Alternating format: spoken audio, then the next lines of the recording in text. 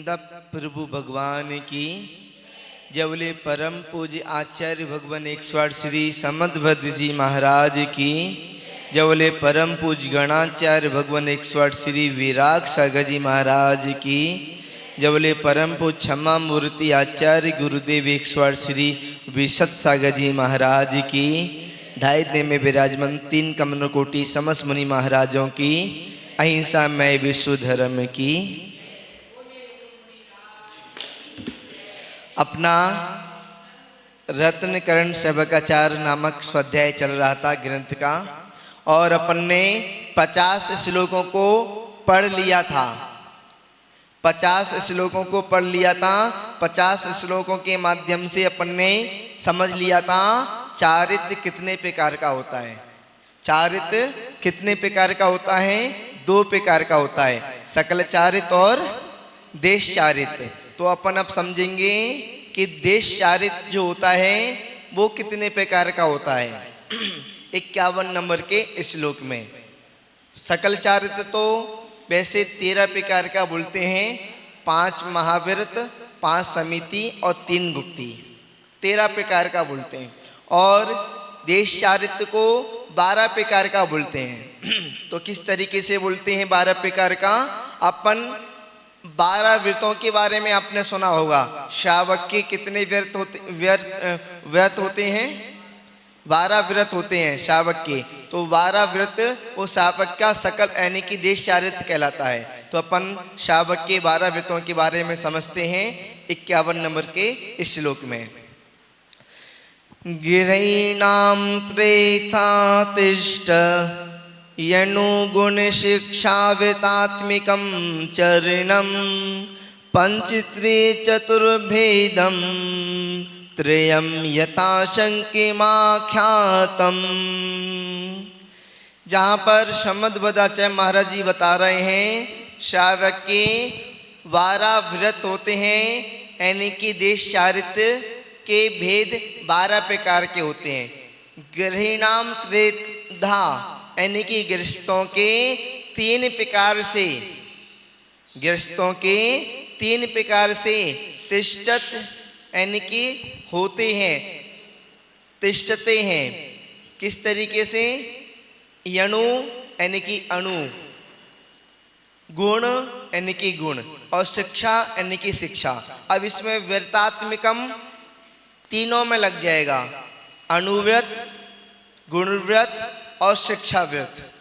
अनुव्रत, गुणव्रत और शिक्षा व्रत, चरणम यानी कि चारित्र। और उसके बाद में इनके भी फिर भेद हैं। अनुव्रत के किस तरीके से भेद हैं?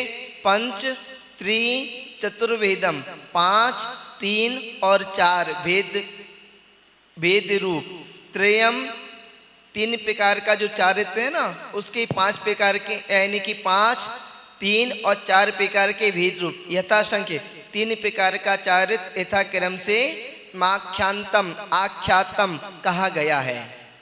अब इसको विस्तार में समझेंगे तो गृहस्थों के अनुव्रत, गुणव्रत, शिक्षाव्रत रूप चारित्र 3 प्रकार से तिष्ठित है, होता है। अनुव्रत, गुणव्रत और शिक्षाव्रत 3 प्रकार के 3 प्रकार से होता है। पर 3 प्रकार में भी फिर इनके भेद हैं। अनुव्रत के 5 भेद हैं, गुणव्रत के 3 भेद हैं और शिक्षाव्रत के 4 भेद हैं। तो वह 3 प्रकार का चारित्र यथाक्रम से 5, 3 और 4 भेद रूप कहा गया है। अब अनुव्रत के 5 भेद हो गए, गुणव्रत के 3 भेद हो गए, 5 और 3 8, और शिक्षाव्रत के 4 भेद हो गए। टोटल कितने हो गए? 12 भेद हो गए। श्रावकों के, गृहस्थों के 12 प्रकार का चारित्र कहा जाता है। अब इसमें अपन देख लेते हैं कि जो अनुव्रत होते हैं, अनुव्रत कौन कौन से होते हैं? जो मुनियों के महाव्रत होते हैं, मुनियों के महाव्रत होते हैं, उन्हीं की वही अपने श्रावकों के लिए अनुव्रत कहलाते हैं। महाव्रत यानी कि वो पूर्ण रूप से यानी कि मन से, वचन से, काय से, कित कारित अनुमोदना से सभी प्रकार से क्रोध मान माया लुप्त कसायों से, यानी कि कसायों को त्याग करके मन वचन काया से व्रतों का पालन करते हैं, इसलिए उनका महाव्रत कहलाता है। श्रावक क्या है, पूर्ण रूप से व्रत का पालन नहीं कर पाते, इसलिए उनका अनुव्रत कहलाता है। तो सबसे पहला अनुव्रत कौन सा है? अहिंसा अनुव्रत। मुनियों का यदि होगा तो मुनियों का कौन सा कहलाएगा? अहिंसा महाव्रत। अहिंसा महाव्रत और अहिंसा अनुव्रत, मुनियों के लिए महाव्रत और गृहस्थों के लिए अनुव्रत। उसके बाद में सत्य अनुव्रत, मुनियों के लिए सत्य महाव्रत और आचार अनुव्रत।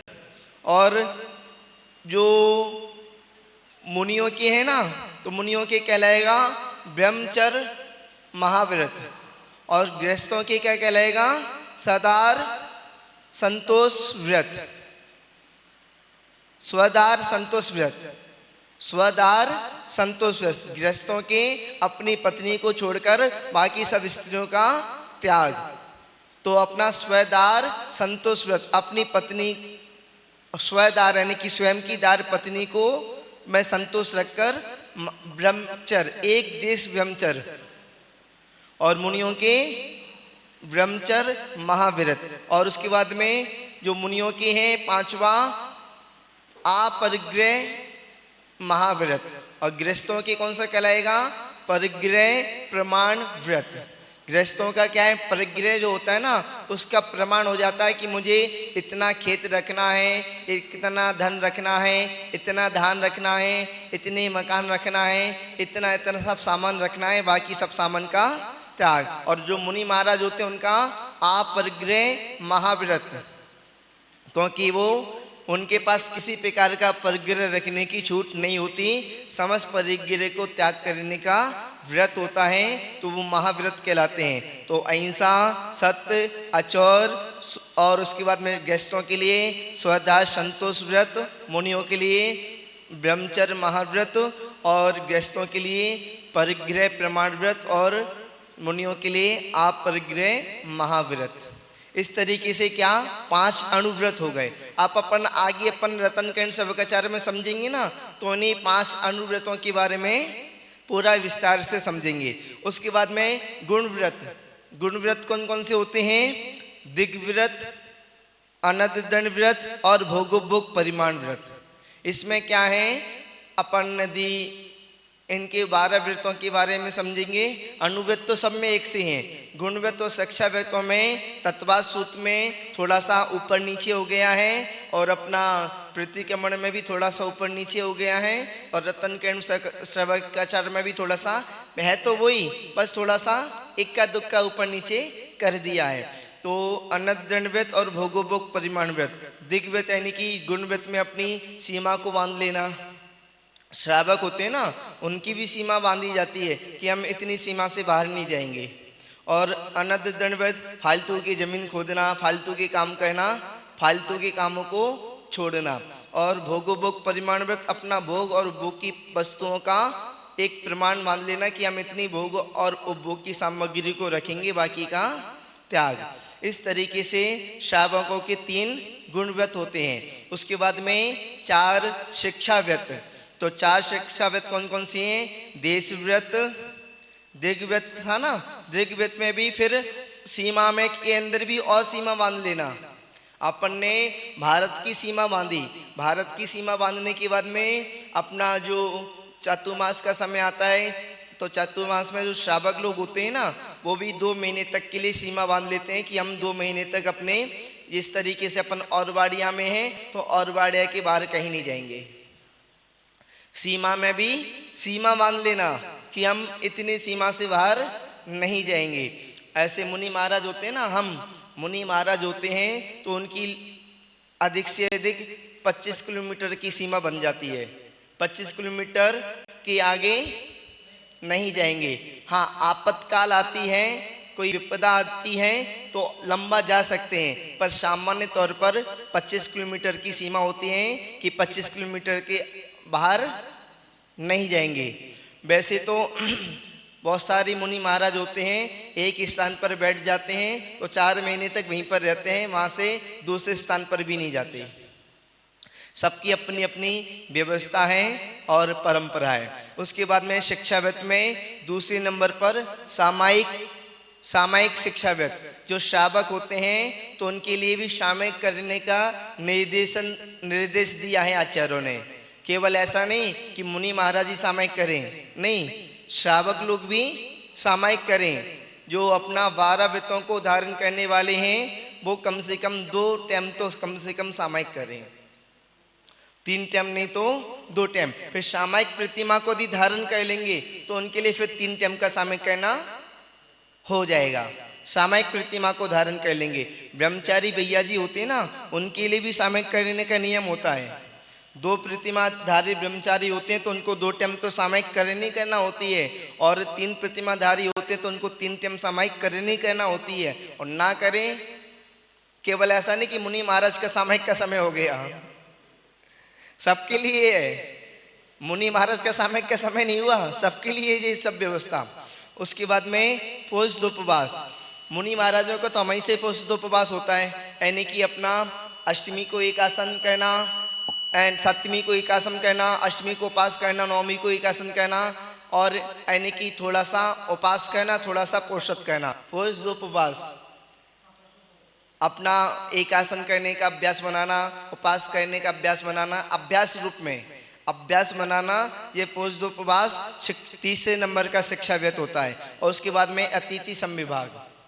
अतिथि संविभाग में मान लो अपने नगर में मुनि महाराज विराजमान है, अपने नगर में मुनि महाराज विराजमान है, तो अतिथि संविभाग में ये कहता है पहले अपन अतिथि का आहार कराएं, अतिथि का भोजन कराएं, पीछे अपन भोजन करें। बहुत सारे लोगों का तो ऐसा नियम होता है कि कोई मान लो किसी के महाराज से जुड़े हुए, उन्होंने उनको अपना गुरु मान लिया है, तो उनका नियम होता है पहले हमारे गुरुदेव आहार पे उठेंगे, उसके बाद में हम भोजन करेंगे। बहुत सारे लोग हैं दिल्ली में कि जिन्होंने मान लिया कि हमारे गुरु हैं जी, और जब तक उनका आहार नहीं होगा तब तक हम आहार नहीं लेंगे। अतिथि संविभाग में पहले अतिथि का भोजन कराना, अतिथि को भोजन देना, अतिथि को पहले भोजन पानी करा लेना, उसके बाद में स्वयं भोजन आदि करना, और अतिथि का भोजन पानी कराना, ये अतिथि संविभाग है। अपना मुनि महाराज हो, आरिका माता जी हो, छुल्लक जी महाराज हो, छुल्ली का माता जी हो, या कोई भी व्रती हो, कोई भी अपना श्रावक हो, उन सबका यानी कि सत्कार करना, अतिथि संविभाग। इस तरीके से अपने आचार्यों ने श्रावकों के लिए, गृहस्थों के लिए 12 प्रकार का चारित्र कहा है। ये गृहस्थों के लिए कहा है। एक बार और अपन देख लेते हैं कौन कौन से हैं। 5 अनुव्रत, 3 गुणव्रत और 4 शिक्षाव्रत। अब जहाँ पर 52 नंबर के श्लोक में उन्हीं अनुव्रतों के बारे में बताया है कि अनुव्रत किस प्रकार से होता है। तो अपन पढ़ते हैं 52 नंबर का श्लोक और समझते हैं कि अनुव्रत किस प्रकार का होता है। प्राणातिपात वितर व्यवहारिस्ते कामूर्छेभ्या स्थूलेभ्या पापेभ्यो व्युपरमण मनुव्रतम भवति। प्राणातिपात वितत व्यवहारिस्ते कामूर्छाभ्या स्थूलेभ्या पापेभ्यो व्युपरमण मनुव्रतम भवति। यहाँ पर आचार्य महाराज बता रहे हैं 5 अनुव्रतों के बारे में। तो 5 अनुव्रतों के बारे में प्राणातिपात यानी कि प्राणों का घात, प्राणों का घात करना हिंसा है, और हिंसा का त्याग करना अहिंसा व्रत है। तो अहिंसा अनुव्रत। उसके बाद में वितत व्यवहार यानी कि असत्य बोलना झूठ है, और झूठ का त्याग करना सत्यव्रत है। तो यानी कि हिंसा का, झूठ का, असत व्यवहार का, इससे यानी कि चोरी, चोरी का त्याग करना अचौर व्रत है। उसके बाद में काम, कुशील का, मैथुन का त्याग करना ब्रह्मचर्य व्रत है। और मूर्छाभ्या, मूर्छा का त्याग करना, मूर्छा का अपना परिग्रह का त्याग करना, मतलब पूर्ण रूप से नहीं, एक देश रूप से परिग्रह का त्याग करना अपना परिग्रह प्रमाण व्रत है, एक अपना एक सीमा बांधकर।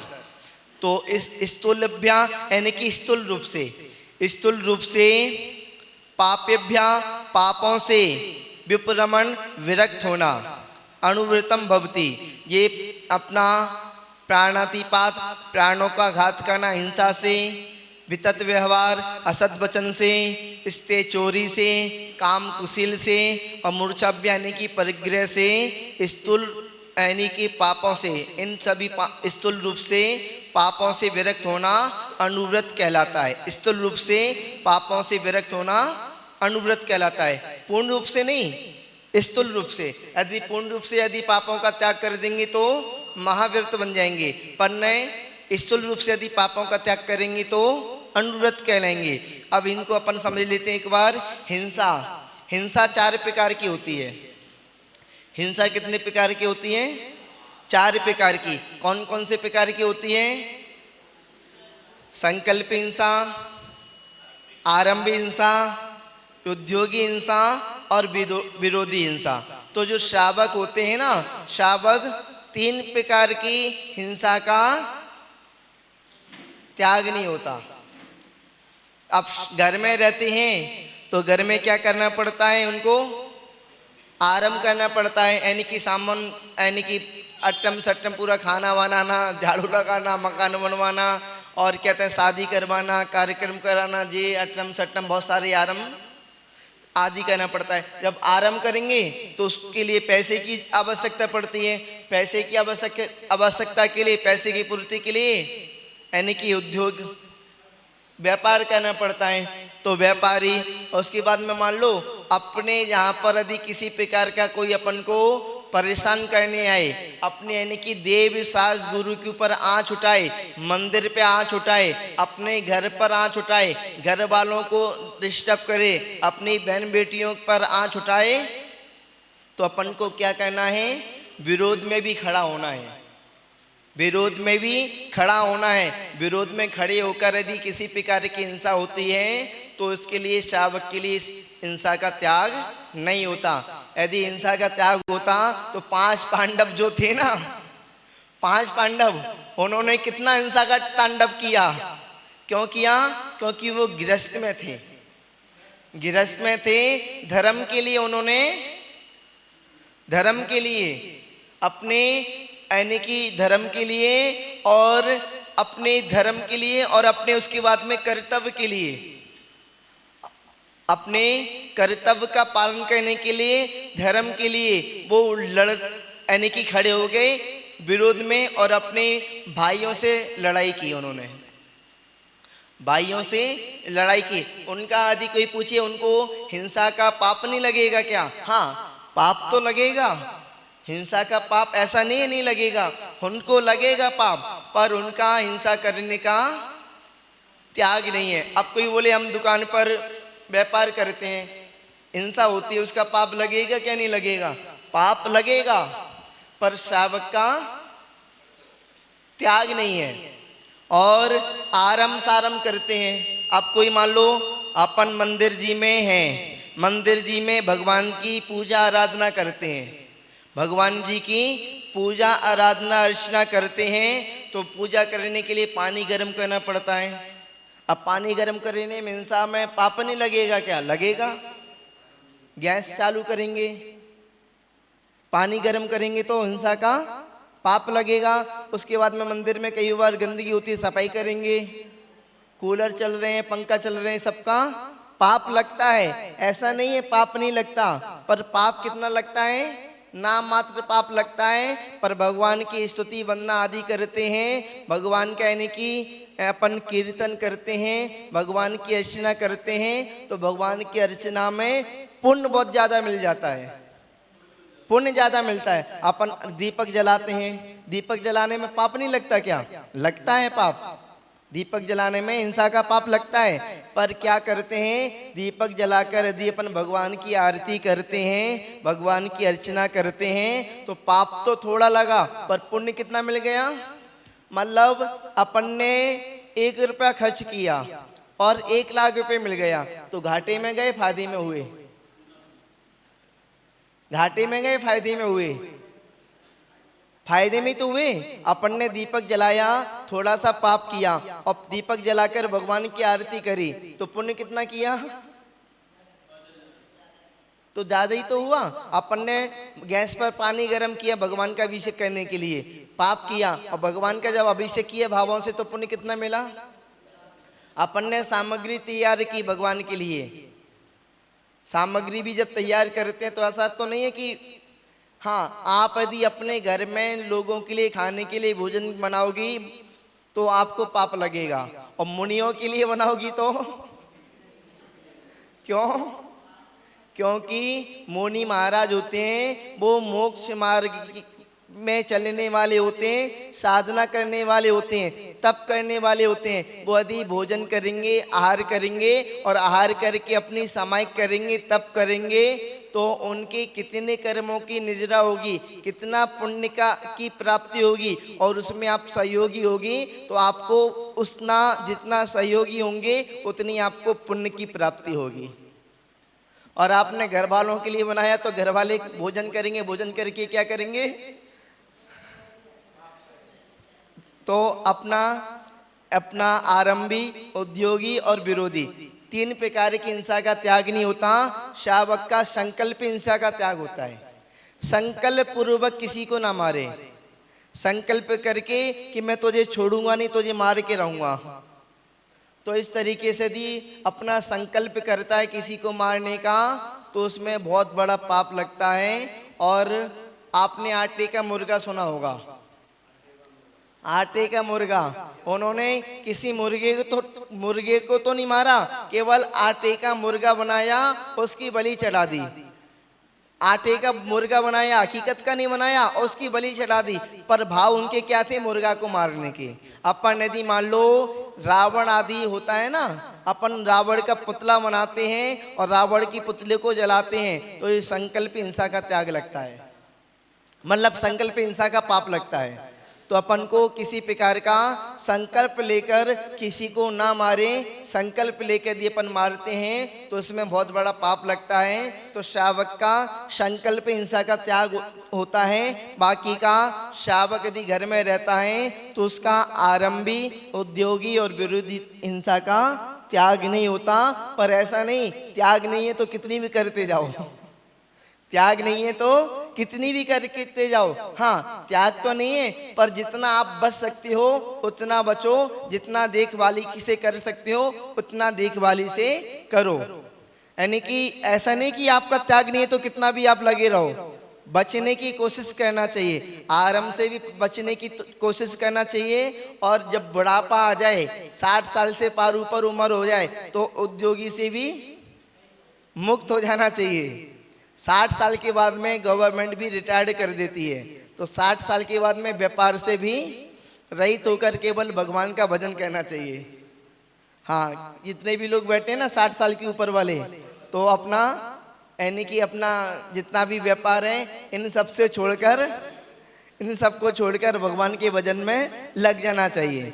उद्योगी हिंसा से भी बचने की कोशिश करना चाहिए। अपना यानी कि हिंसा के बाद में झूठ, यदि मान लो झूठ यानी कि स्थूल झूठ, यदि आपने किसी प्रकार का झूठ बोला और किसी की जान बच जाए तो शावक के लिए निषेध नहीं है। यदि किसी की जान बच रही है, किसी का भला हो रहा है, तो शावक झूठ बोल देता है, पर उससे भी बचने की कोशिश करना चाहिए। ऐसा नहीं कि हमारा झूठ का त्याग नहीं है, यानी कि स्थूल झूठ का त्याग है तो हम झूठ बोलते जाएं। हाँ, कोशिश करना चाहिए कि हम झूठ ना बोलें। और कोई व्यापार करता तो व्यापार बिना झूठ के तो होते ही नहीं है। कोई व्यापार करता है तो व्यापार बिना झूठ के होते ही नहीं है। इसलिए शावक के लिए, शावक यदि व्यापार करता है तो उसका स्थूल रूप से झूठ का त्याग होता है, पूर्ण रूप से झूठ का त्याग नहीं होता। चोरी, अब चोरी की बात है तो चोरी में भी जब व्यापार करता है तो बहुत सारी चोरी भी कहना पड़ता है। किसी में कुछ मिला दिया, पैसे सामने वाले ने नहीं दिए पूरे। मान लो घी आपने बेचा और सामने वाले ने घी के पूरे पैसे नहीं दिए, तो उसमें डालडा मिला के दे दिया, ले जा, जितने का तूने पैसे दिया उतना तू माल ले जा।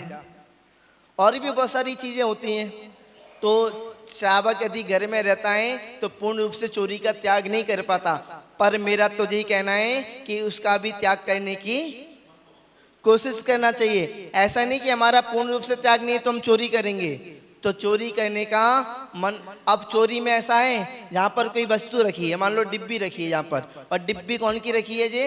हमारी रखी हुई है, और इस डिब्बी को कोई उठा के ले जाए तो वो भी चोरी का दोष लगेगा। क्यों क्यों लगेगा?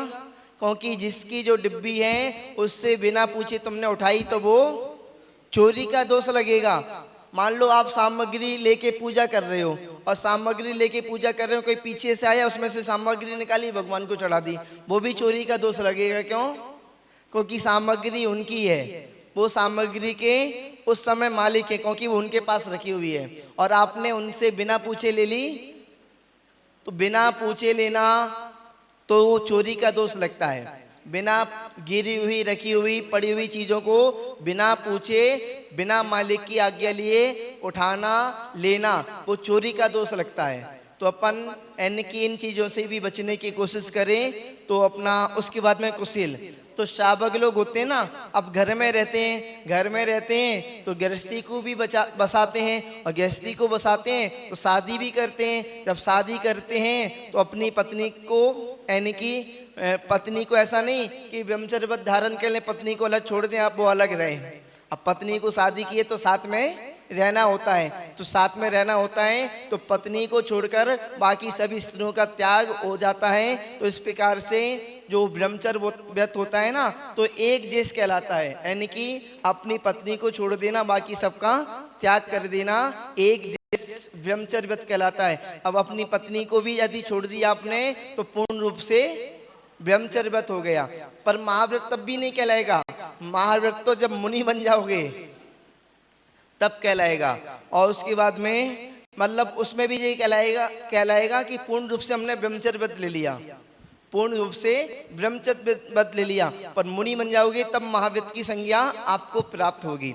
उसके बाद में परिग्रह का, अब घर में रहेंगे तो ऐसा तो हो नहीं सकता संपूर्ण परिग्रह का त्याग कर दें, तो संपूर्ण परिग्रह का त्याग नहीं होता, इसलिए परिग्रह प्रमाण व्रत कहलाता है। अपने जितने भी कपड़े हो गए, मकान हो गया, दुकान हो गई, धन हो गया, बर्तन हो गए, आदि जितने भी प्रकार का जो परिग्रह है सबका एक प्रमाण रख लो, और प्रमाण रख के सबका त्याग कर दो। इस तरीके से यानी कि 5 अनुव्रत होते हैं, और 5 अनुव्रतों के बारे में अभी समझेंगे। 5 अनुव्रत में यानी कि हिंसा व्रत और हिंसा व्रत की भावना, अतिचार आदि, इस प्रकार से अपन आगे इसमें अपना अब इसी प्रकार का चलेगा।